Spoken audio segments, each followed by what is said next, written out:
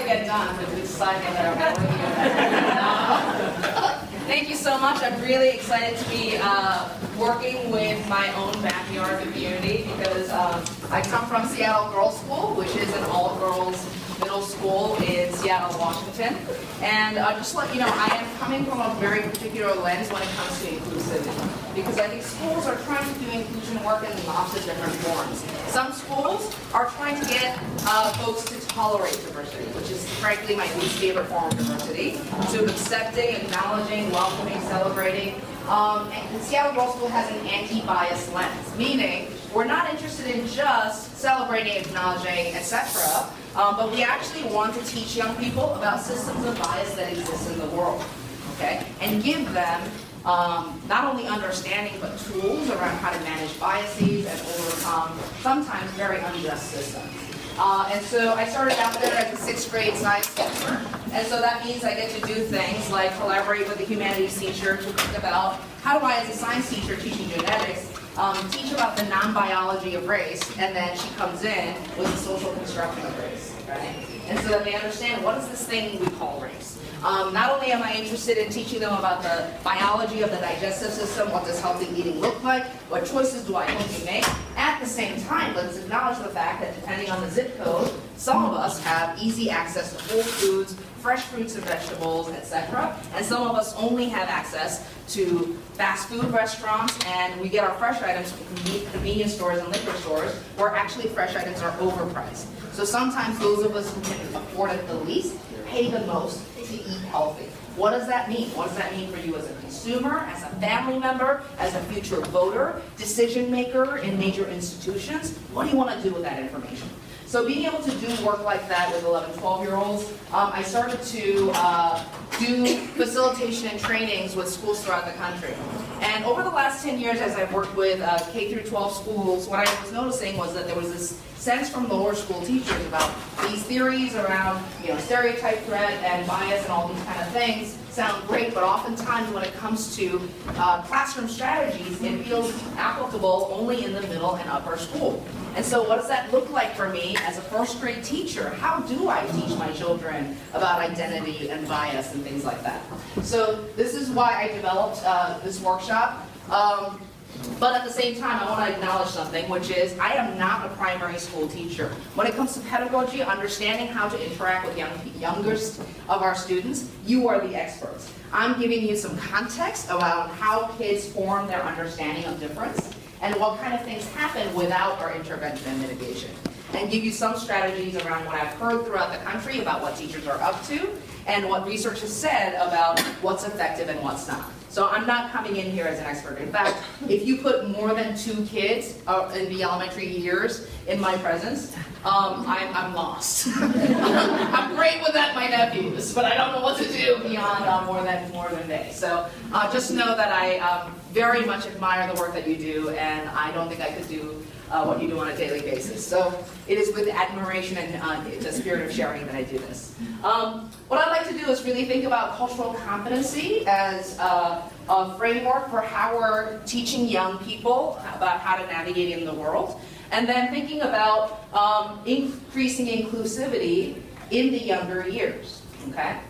And then, I always have questions and answers. I tend to get overexcited and I get really into the research and sharing all this stuff, and I run out of time. So knowing this about myself, a couple of things. One, I'll be posting this slideshow and lots of resources on the website. There's a URL, tiny.cc Rosetta Lee at the bottom. At the end of, after this day is over, I'll be posting the slideshow, resources, etc., so you can access everything. And so I'm not super panicked about getting through every slide, okay? So I'm hoping that if I introduce something or give you vocabulary or cite a research study and you're like, wait, I want you to stay a little bit longer on that, or I have questions about that, I hope you will stop and ask me questions, because I really want today to be useful to you, because frankly, you can look up my slideshow from a previous school right now. And so what is real is our interaction and the examples that I'll be sharing, okay? Let's see, anything else? I think that's it. Okay, so Just to let you know, when I'm thinking about culture and cultural competency, I am thinking about identities that are much more complex than what old school diversity has us thinking, which is it's about race and race only, and it's often only about black-white dynamics. Mind you, there's a lot of work we need to do there, and we need to do a lot of work earlier the better, okay? So it is not to say that that issue is not important, it's just to say, when we think about how children are showing up in the world, they are thinking about themselves on multiple levels. So we've got these internal identities like race, age, religion, sexual orientation, gender, ability, ethnicity, and socioeconomic status, circumstances that we are born into or born with that deeply shape our experience in the world and whether we experience privileging or marginalization because of systems that exist. And we also have these external identities that are sometimes malleable circumstances that affects whether we experience more or less privileging or marginalization. Okay? So your geographic location is going to matter. If you're a multiracial person growing up in Seattle, Washington, you will have a different life experience, a different understanding of multiracial identity than somebody who's growing up in rural, racially homogenous Georgia. Okay? If you are growing up working class in a working class neighborhood, you will receive different messages about what it means to be working class than a working class person growing up in a wealthy neighborhood, growing up or going to school in a wealthy neighborhood. Sometimes our attitudes across difference are regionally determined, okay? So when you take a look at voting patterns around things like gay rights or immigration politics, clearly there are regional attitudes. Sometimes our children are picking things up, not because the parents and guardians and we as teachers are inculcating them with messages, they're picking it up from their regional influence, okay? There's also your appearance. How do you show up in the world? What do you communicate about your gender or your gender conformity because of the clothes you wear, the way you wear your hair, the types of makeup or jewelry you participate in or not? Okay? There's also things like, do you communicate things about your ethnicity because of ethnically tied clothing like kente cloths or burqas? Do you communicate things about maybe your religion or spirituality because of the symbols you wear or religiously tied clothing like yarmulkes or Sikh turbans? Do you communicate things about maybe your socioeconomics because of the types of clothes you wear and the labels you wear or don't wear, or the real lookingness of your bling? Those kind of things, right? Okay? I'm not even going to say real bling because there's some great face out there. And then when you open your mouth, what happens? What's your primary language? Do you have an accent? What kind of accent? Right? Do you communicate maybe things about your ethnic background because of certain terminology you wear? Like certain terminology you use? I mean, do you call it a bagel and cream cheese and smoked salmon, or is it a bagel and schmear and lox to you? Right? Do you communicate maybe things about your generational status? Right? Because I'm always telling students, like, I'm still getting over the whole, like, it's a hashtag now and not a pound sign.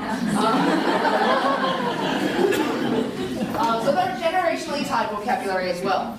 There's also things we can communicate maybe about our socioeconomic background or assumptions around socioeconomic background or educational attainment because of the types of complex multisyllabic words we throw around in our daily usage or not. There's regional vocabulary, depending on where you go in the country. If you want a Coca-Cola, you will order a soda, pop, or a Coke, okay?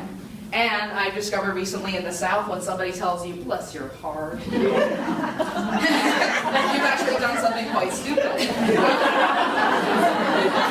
I'm like, thank you, but it turns out it's not a compliment. And then in U.S. mainstream culture, we tend to value not so much smart people, but actually people with a lot of formal education, particularly from certain institutions. Okay? I've known plenty of smart people who have no formal education, who don't get equal treatment in the world. Okay? So, and then because we're part of school institutions, guess what? We've got institutional identities. What division or department or staff are we with? Are we a faculty member? Are we a staff member? Are we an administrator? Okay, is this our first year? Is this our 25th year? What's our relationship to the power players, whether they be powerful parents, powerful board members, or decision-making folks in the community? Okay, because sometimes you could have a lot of internalized majority or minority identities, but if you don't have status, you show up differently at the school. Okay, so we are talking about being competent across many layers of difference. I think old school diversity has us thinking, well, all children are, we and all children are the same, and diversity is about those different people. right? And oftentimes a noblesse oblige kind of approach of, and our job is to help the different people become more like us so they can access the awesomeness that we are. Cultural competency says, what do people bring to the table because they are different? How do they see the world differently? How do we leverage the fact that through these kaleidoscopes of the way we see the world, we can get at the greater truth that exists in the world, okay? So it's a shift in mentality, and so I underline this term, cultural competency, very intentionally. A friend of mine, Stephen Jones, who is here today, which I'm very excited about, he talks about, in a culturally competent individual or institution, there is cultural self-knowledge. I know how I show up in the world, what are our value systems, and how is that influenced by identity and culture and background. I am aware of others in my community and the folks that make up our institution, what are their ways of seeing and interacting in the world, and how is that influenced by their culture.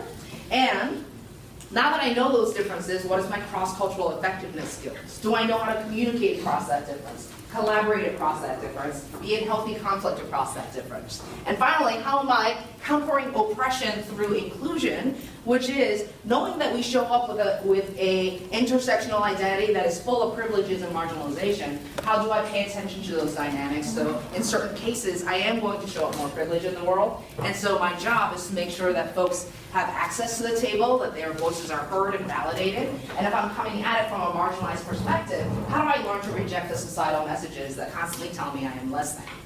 Okay? And so that's a job that all of us can do.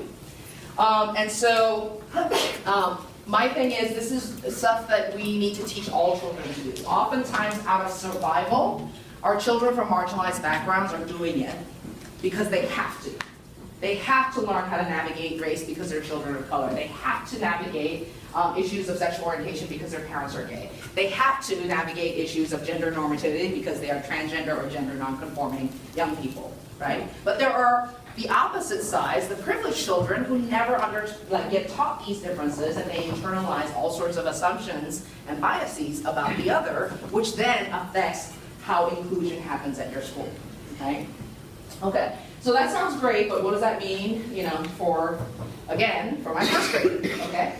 And so, folk wisdom, again, has us thinking, they're so innocent, they're blank slates, they don't notice these differences, and if we don't talk about it, they can maintain that innocence and perfection, and they'll be great with one another.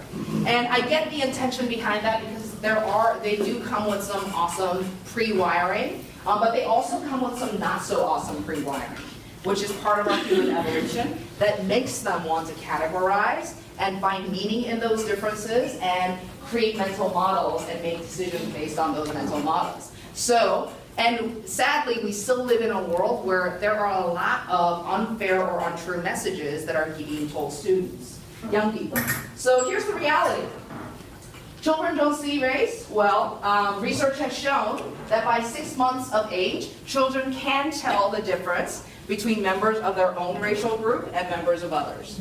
If you look at the gaze times of nonverbal infants, they will gaze longer at faces that don't belong to the same racial groups. They will smile more frequently at people from their own racial groups versus others. Okay, they are noticing these differences. They see it. Another thing is, by 3 years old, they are aware of their own gender and others. If you show them a picture of a person, they can identify whether this is a boy or girl. And not only that, some of them can tell you what boys are supposed to do and girls are supposed to do.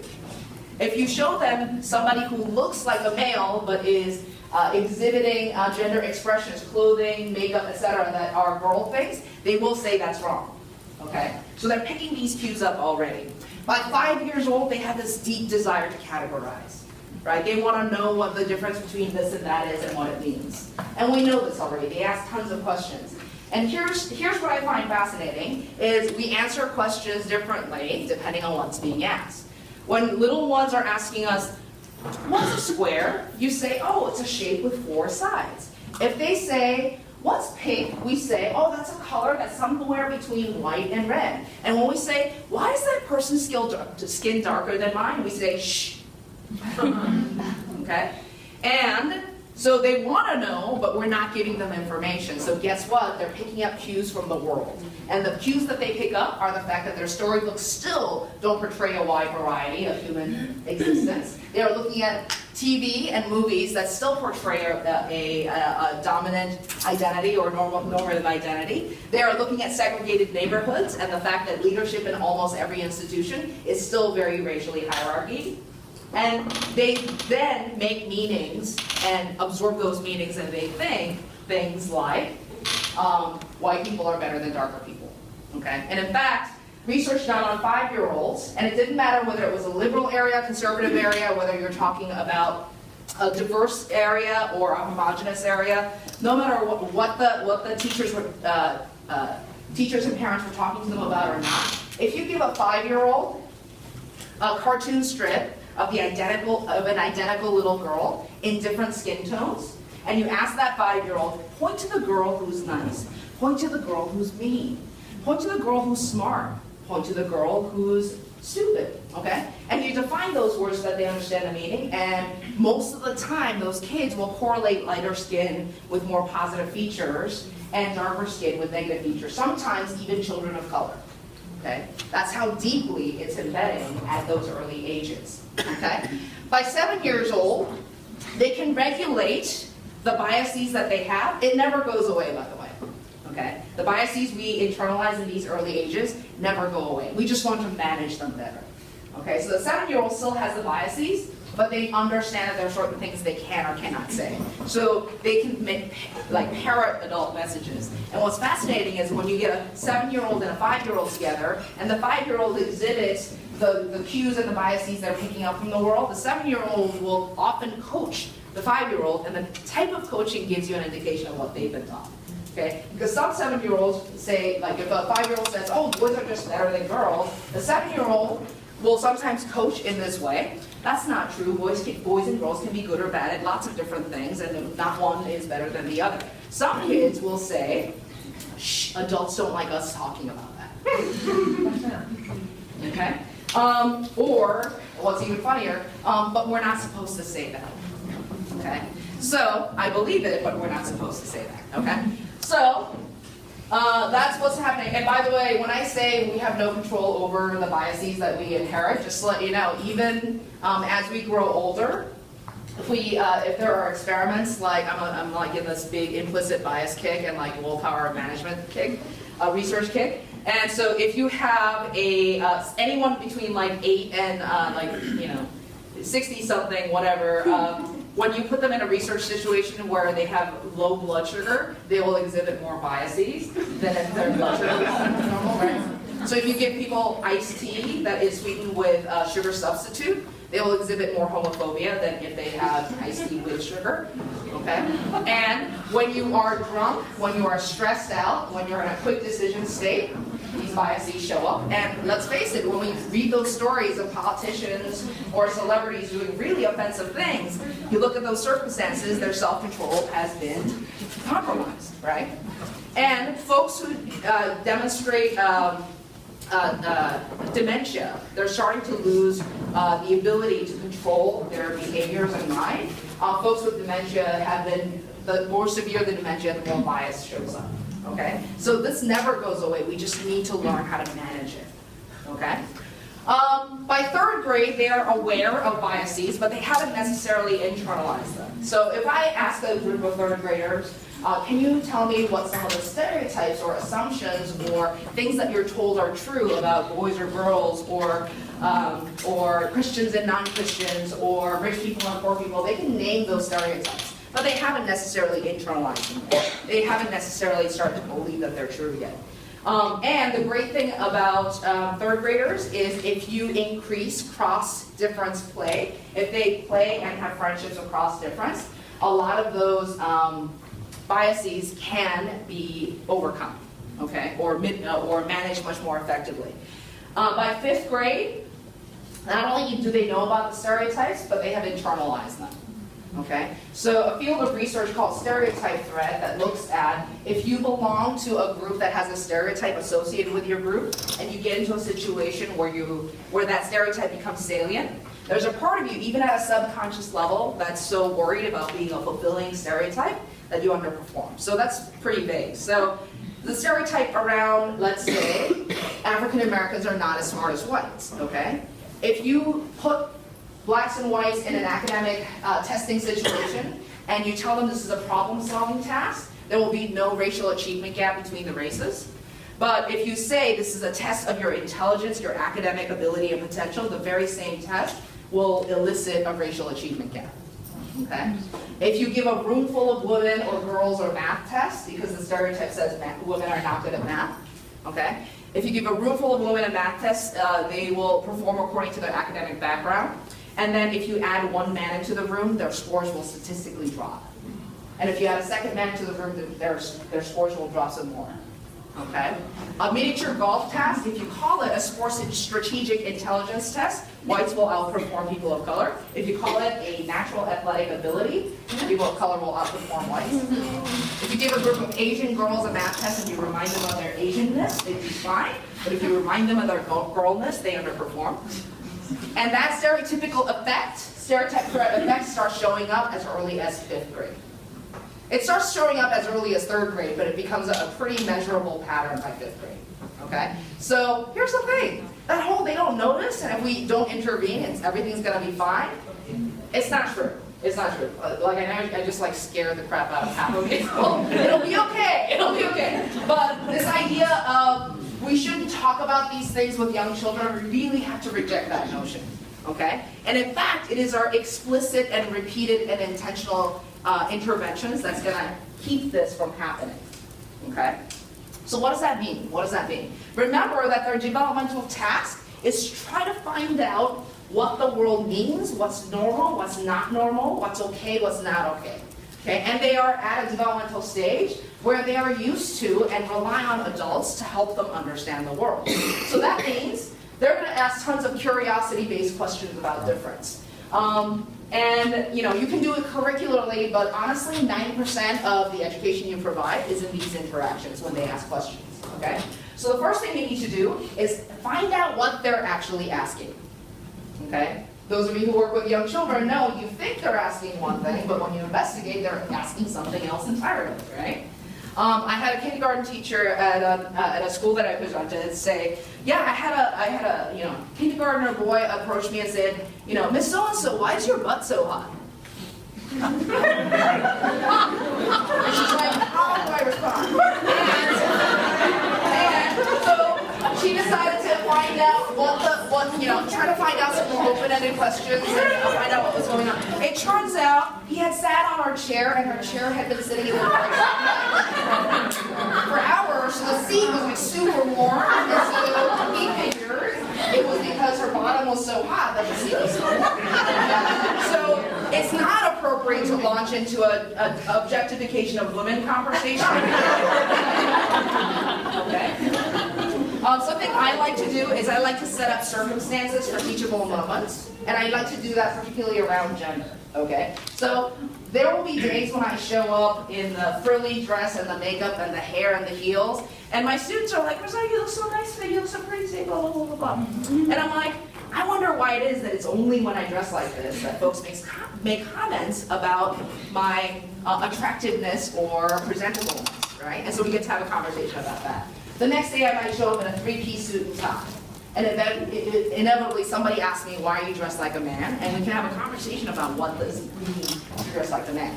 I like to call it setting up teachable moments. My colleagues like to call it a sting operation. But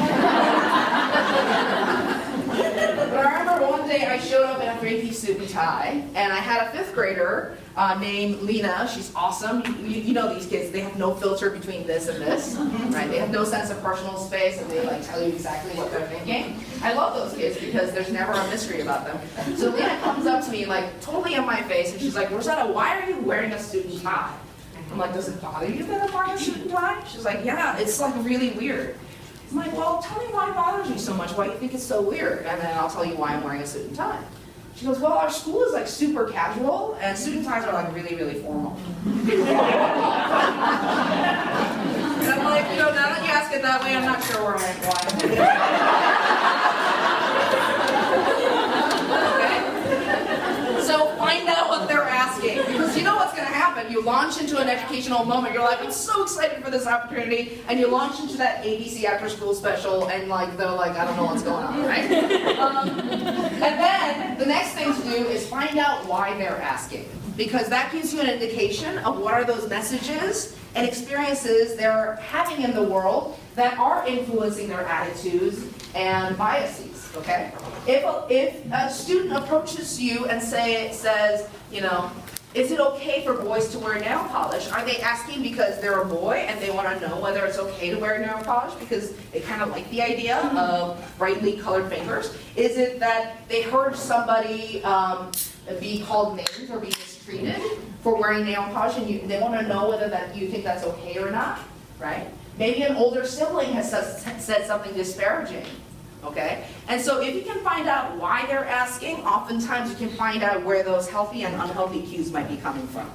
And then work in partnership with families. Okay? Sometimes it's tricky when the families are the source, of course, but at least you can know what that influence is and what they're internalizing. And then answer their questions straightforwardly. I like to think about questions from young people like really adorable depositions.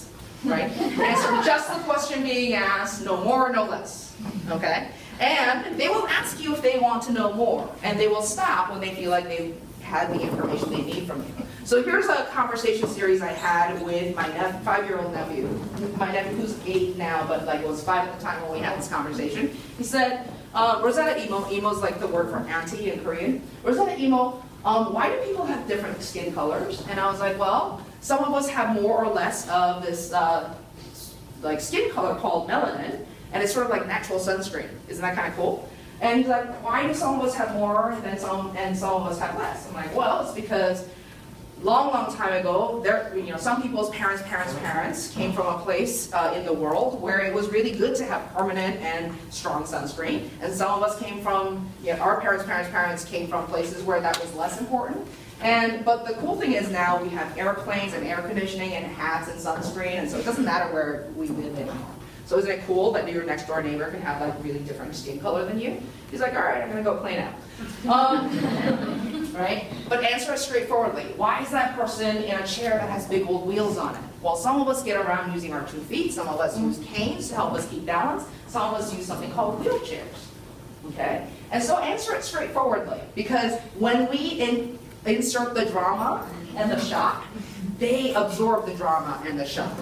Because if we're like, you shouldn't say stuff like that, or don't ask questions like that, they internalize, okay, this is a really big deal, it's kind of scary to talk about, and I can't get the information from the adults that that are supposed to teach me things. That's what they internalize. Okay? And then model and coach humility, delight, and curiosity about difference. Because naturally kids are going to say things like, ew, that's gross, or that's weird, or like, I don't want to try that, those kind of things. And the thing is, how can you coach them around humility and curiosity? One of the things that I do with younger kids in primary classrooms is when you set up classroom norms, I invite you to think about possibly adding the rule or the norm, don't yuck anybody's yum. Okay. And the story I tell is coming to the United States, first time I came to the United States, I went to school on the first day, and it was lunchtime, and I brought my home-cooked Korean meal to lunchtime. My mother's an amazing cook. I was so excited. I was so hungry. I opened up all my containers and was about to dig in when a few classmates turned to me and said, oh, what is that? That smells, and that looks weird. And I put all the containers back and hid away not only my foods, but everything about me that was Korean. And when I tell that story, oh my gosh, this is where like the goodness of the young children come in, right? Because they're like tearing up and they're like, that's so wrong. And then so when I ask them, so is it okay if we never yuck anybody's yum? Okay? And they're like, absolutely. Right? And they understand that those lessons translate to beyond food. And you have young kids all of a sudden saying things like, it's okay if he likes SpongeBob, that's his yuck. You don't have to like it, but you can't yuck it, right? Right. And then another thing is when they encounter something brand new for the first time, I ask them not to say that's so weird, because what we really mean is I've never seen that before. Okay. And so one of the things that I ask you to do is when you encounter something new, try out these things. How interesting! I've never seen that before. Tell me more about that. Okay. And what's really great about little ones, and you already know this, right? I loved this encounter from a second grade boy who was just like, that's what, how interesting, I've never seen that before. Like, they're really good at like picking up those rules and trying to apply them, whether they know what the outcomes are or not, right? And what's really great is when they approach it that way and they start finding out more, they actually find out that we have more similarities and differences, okay? And then I tell them the story of how I never tried pizza because I thought the concept of pizza was like really gross, like flatten out bread and then smush up tomatoes and some curdled milk and then throw it on top of the bread and eat it. I'm like, that sounds gross, right? And then when I tried it, I'm like, that's amazing. So I'm like, whenever you encounter difference, like, give it a try. You never know what's going to be your pizza. And again, kids sort of pick up that vernacular and they're like, try it. You don't know whether that's going to be your pizza or not, okay? And so there are things that we can do to set up interactive norms that say difference is a curiosity kind of thing, a delightful thing. It doesn't matter if you like everything or not, but our initial attitudes are about delight and curiosity, okay? And then, oh, and by the way, one of the things I like to do is when they ask questions that you feel stumped, this is a question that I get a lot from educators, like what do I do if I don't have those glib results, responses that you clearly worked on? By the way, first of all, I didn't get to those glib responses on the first time. I've had 10,000 conversations and about 3,000 of them went really awkwardly. The second thing is affirm the question. At the very least, you can affirm the heck out of the question. Okay? I'm so glad you asked that question. You know, I bet lots of kids are curious about that question too, but they're not asking it. So I'm really glad that you decided to ask me. Because you say asking questions is okay, and then you just also bought yourself 20 seconds to come up with it. It's a little trick from sex ed that I want to share with you. No, it's true. Like, when you feel stumped. Great question. You know, like, one of my students picked up on the pattern. She's like, you really like questions. I'm like, I do. And finally, please be mindful of children's media because they're not always good for children. Okay?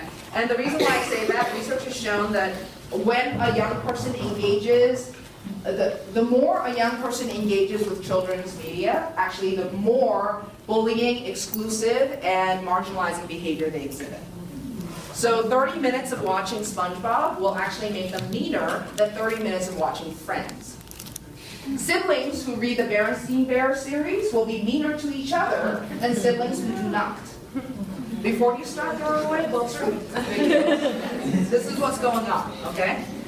Because children's media try to make the central conflict in the drama what is salient to children, okay? And what is salient to children is this idea of belonging, acceptance, friendship, okay? So to create serious drama that is relevant for children, a lot of the drama centers around exclusion, mean behavior, bullying, etc. And you will find that there are some children's media that spend a lot of its airtime and page time on toxic behaviors. Okay? Have you noticed that so many children's books sort of they say, oh, this mean thing happened, and this awful thing happened, and that awful thing happened, and one day they figured out they shouldn't do that, and so they stopped, and then they lived happily ever after.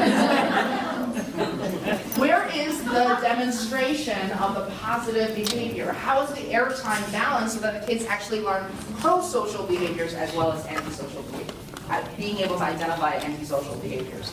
The other reality is some children's books, especially for the really little ones, their attention spans and their ability to connect the dots isn't there yet, and so all they know is there's a lot of meanness among friends. That's just what happens, and at some point somebody gets a comeuppance, and I'm not sure why that is. Right? And so when you're doing read-alouds, please take think about, it's not that you don't read those books, it's like when you choose the books, think about the proportional airtime that's being spent. And then when you read those books aloud, like stop and have that discussion around, is this okay, is this not okay, and what could you do, okay? Because sometimes the books themselves won't have the answers. I remember I was watching this show called Ella the Elephant with my nephew. For the most part, it's a great show. It's like friendship and imagination and all that stuff.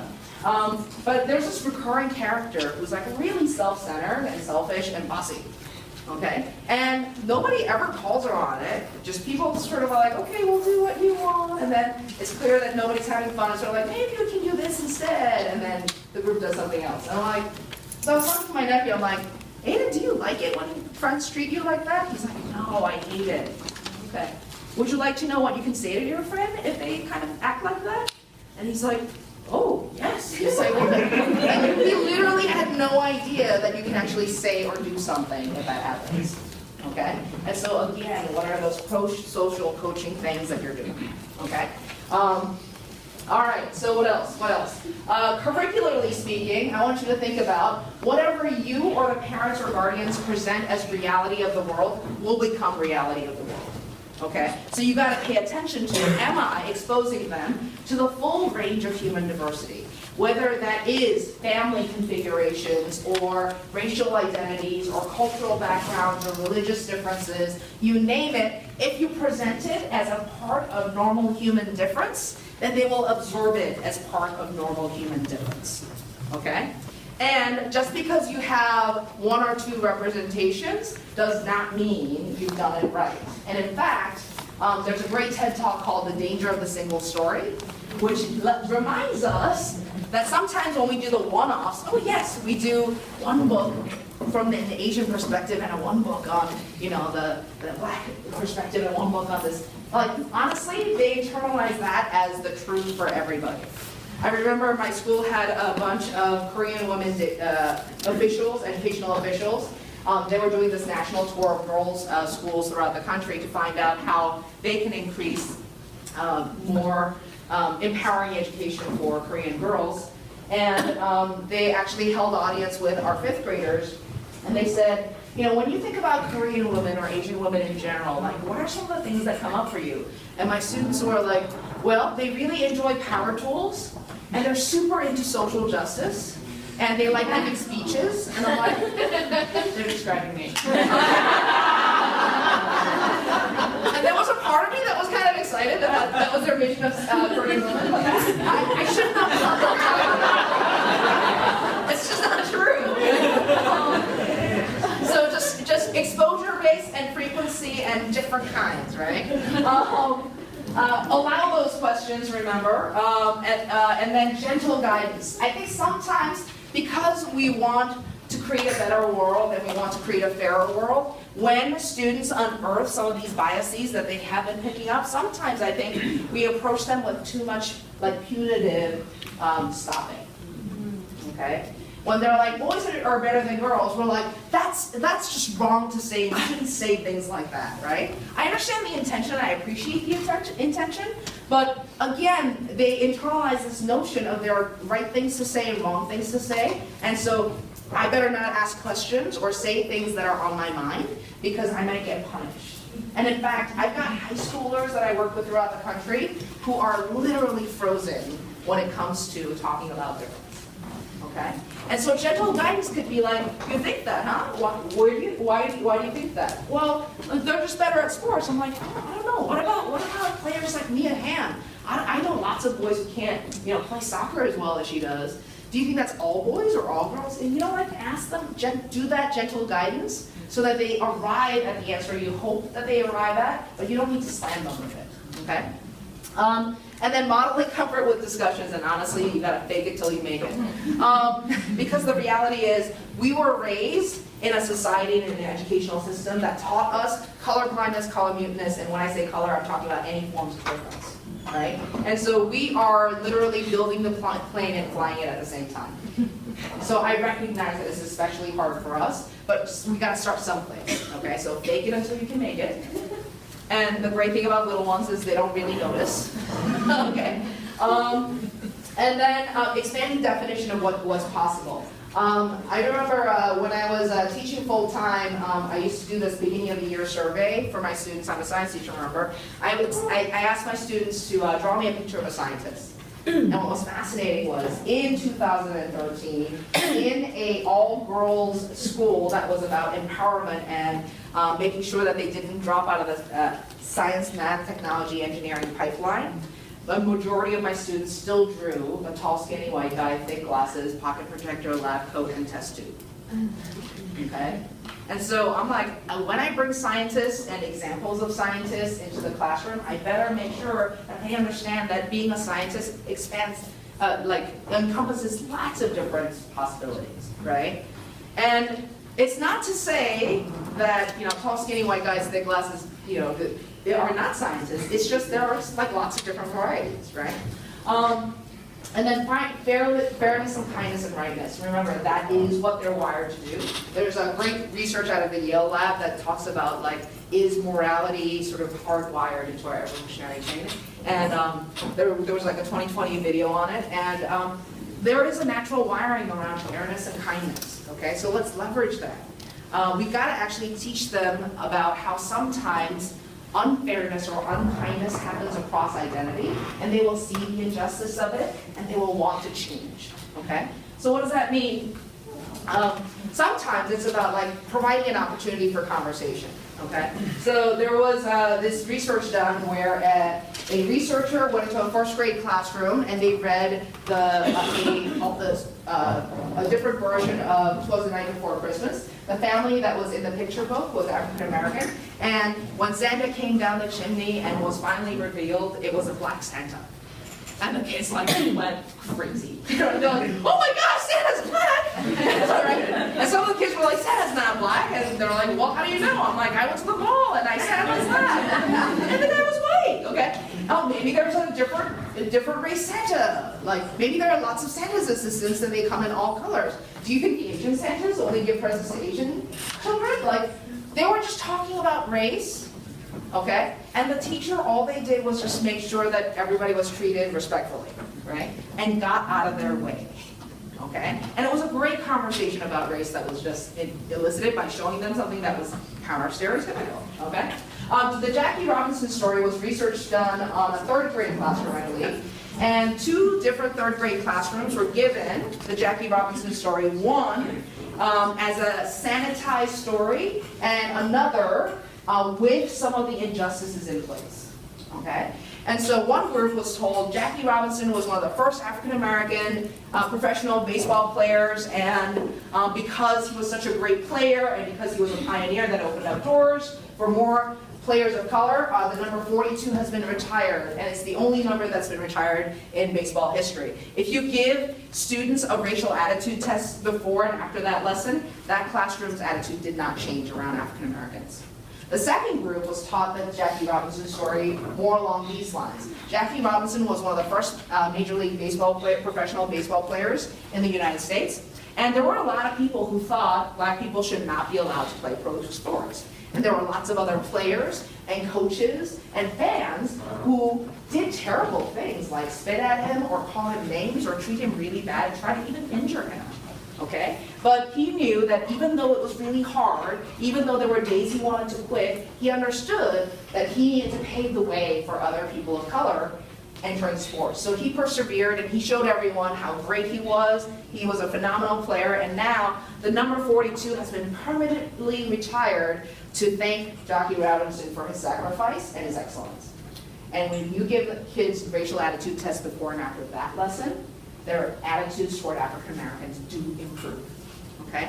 So we can't tell sanitized stories. And in fact, I'm going to ask you to explicitly stop teaching this, which is, once upon a time, folks thought that people of color should not be allowed to drink at the same water fountains, or sit in the same places of the bus, or go to the same schools. And one day, Martin Luther King came by, and the civil rights movement happened, and now anyone can do anything in this world. The end. Stop doing that.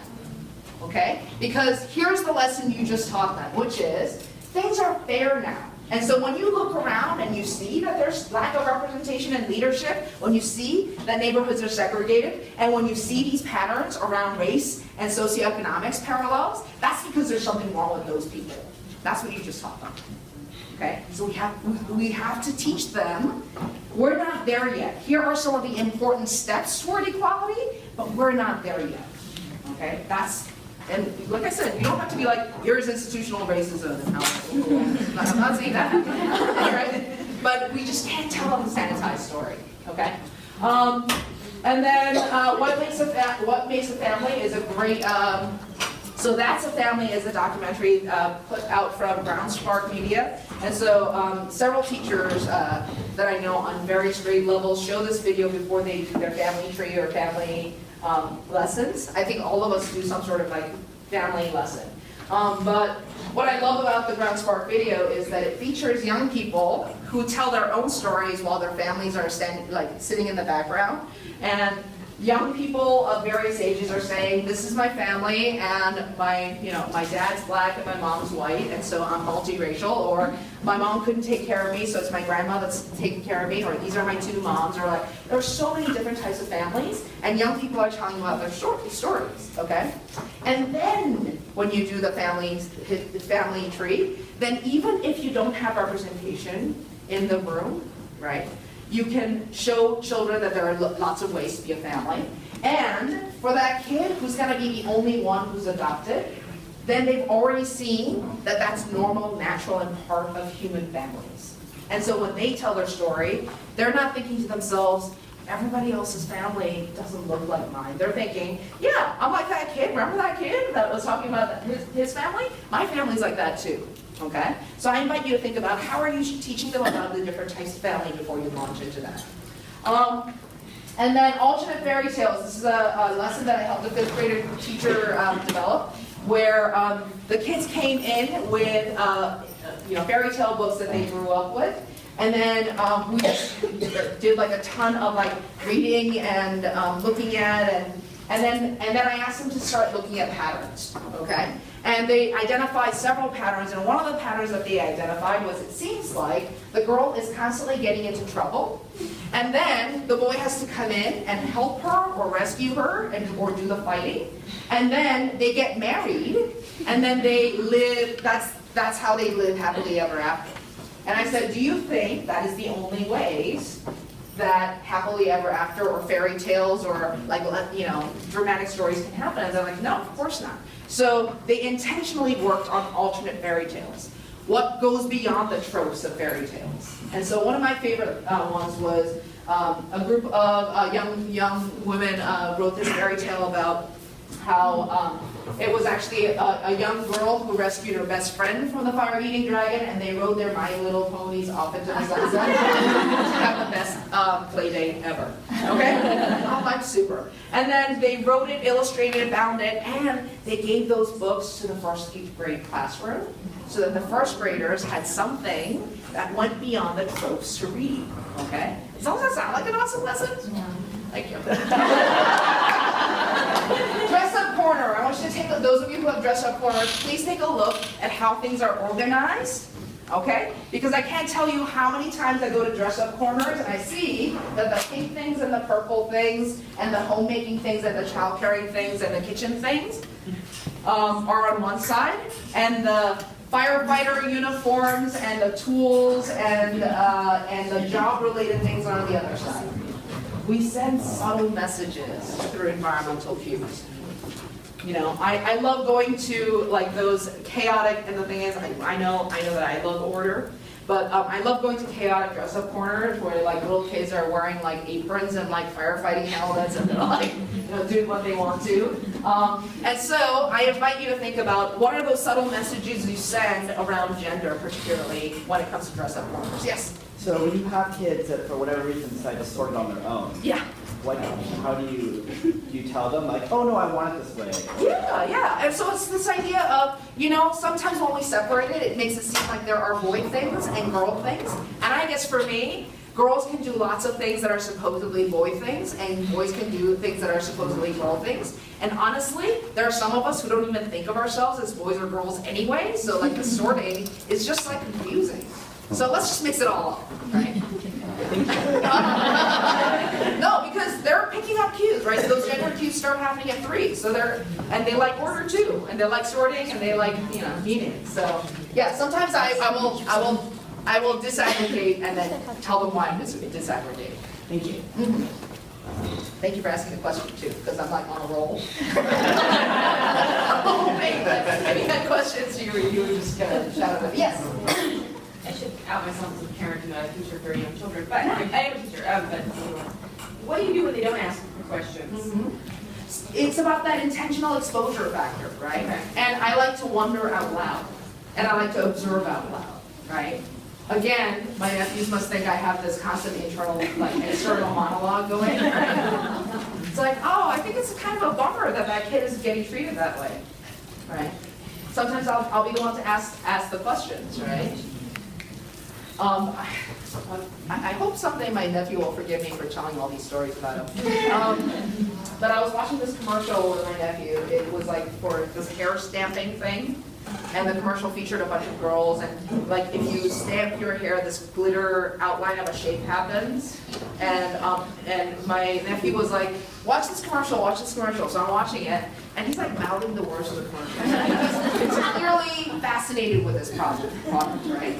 And I'm like, oh, that's really cool. Like you put glitter shapes in your hair and they'll stay like that all day, and they don't come out until you shampoo it. How cool is that? And he's like, yeah, but it's for girls. And I'm like, why? Well, it's just for girls. I mean, if you want to get it, you can. If you want to snap my hair, I guess I'll let you.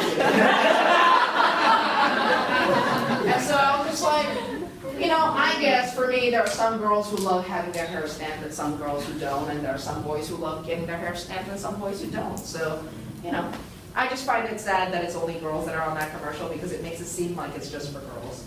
Right? Wonder out loud, talk out loud, emote out loud, ask questions, right? Okay. Okay. And then guest speakers that defy stereotypes. Again, constantly challenge their notions of what is natural and normal and supposed to be, right? And so whenever I have the opportunity for guest speakers who are not just cool in and of themselves, but also defy stereotypes, I always try to take advantage of them. And oftentimes, well, yeah, right? Because sometimes we have all these great intentions and we want to talk to them more realistic about things like gender bias or gender normativity or racism or things like that, but we're kind of freaked out about how the parents are going to respond. Parents and guardians, okay?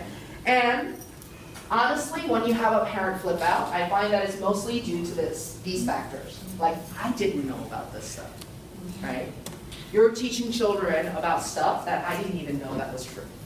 Or they're like, I don't have any language around this. Just like you feel paralyzed sometimes, our parents and guardians are like, I don't know how to talk to my kids about this, right?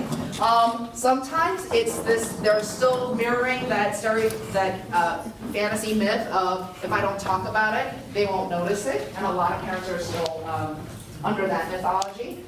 And here's something to note as sort of like heads up, is parents of color talk to their children of color about being people of color almost as soon as they're verbal, okay? And those children are learning, are understanding it just fine. What is so different about our gender conforming children or white children or,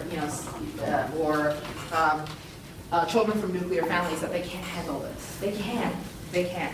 And in fact, if they aren't exposed to it, that's when they marginalize by saying things like, that's weird, or that's not normal, or you're not pretty. Like, kids are saying this stuff to one another, right? And so, the way to protect their innocence is actually to dispel a lot of these myths as early as possible, okay? And then, are you teaching my kids values, right? And so, what's really important is that sometimes there are families who are like, I don't think it's okay for a boy to wear nail polish, and it's not right that you're teaching them that it's okay to for a boy to wear nail polish. And it's like, what we're saying is there are boys in the world who want to wear nail polish, and we want to kind of create the world where those boys don't get called terrible names or bullied or harassed. That's what we're trying to do. And most of the time when you can make that distinction, parents and guardians are much more calm about the situation. Sometimes when it comes to identities of marginalization, it's like, my kid's the one black kid in the classroom and you're about to do a lesson on slavery, right? And so there's a sense of, I don't want my kid to be spotlighted. And this is why it's really important to do things like heads-up communication, like this is the unit that we're about to launch into, this is how we're making it age appropriate, and this is why it's important that we do this work, right? And provide them resource language. Remember that most of this is not you having the answers, it's actually talking with them to find out what they're internalizing or thinking about, and letting them sort of bounce ideas around, right? And so oftentimes you don't have to have the perfect answer, it's about asking open-ended questions so they can talk about their experience. Resources and language, so clear iteration of the school's mission and values. I guarantee you there's something in your mission or mission statements and things like that that will allow you to justify what you're doing. Whether it's teaching the whole child, or preparing them for a global world, or valuing diversity, I guarantee you there's something in there that you can say, we told you we were going to do this, and this is what we're going to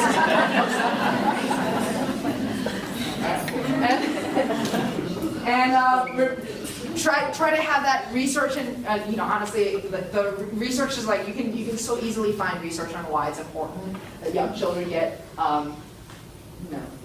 understand the world better, and you are the expert. Remember, a lot of our families, very few of them actually come with expertise around developmental appropriateness of this age. You're the experts, okay? Like, I wouldn't know what to do if a little one came up and said, I just pooped my pants. I'm like, and I've seen like lower school teachers handle it so gracefully and like lovingly and confidentiality. I'm like, you're magical, okay? You're the experts on stage, okay? Own it, okay? And then explicit communication of parents' roles, okay? And so we hope that you'll ask your children lots of questions about what they're learning. And if there's something probably like confusing or problematic or anything like that, please let us know. Or please explain to your child where you stand on blah, blah, blah. So again, I get this from sex ed, which is, I'm going to teach your children the facts. You need to teach them values around what is an intimate enough relationship, when is the right time, what is your expectation, right? I'm never going to teach them that. I'm just going to teach them the facts. Okay. Is that it?